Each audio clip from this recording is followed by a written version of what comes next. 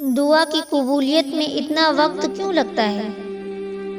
کیونکہ اللہ پاک اپنے بندوں کو اپنے سامنے بیٹھا ہوا بار بار مانگنا دیکھنا چاہتا ہے۔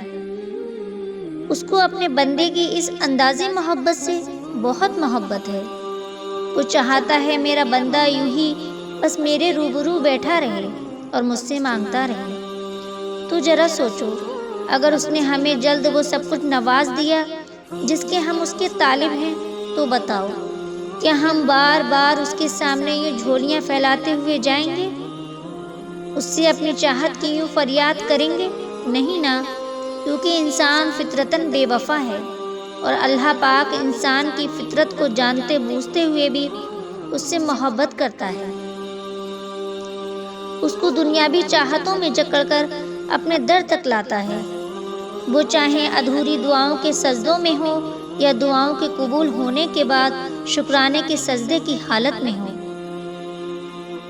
اس کے عطا کے ذریعے الگ ہو سکتے ہیں، اور اس محبت کا صرف ایک ذریعہ ہے، وہ جو اس کے سامنے دعا کے لیے ہاتھوں کا اٹھ جانا۔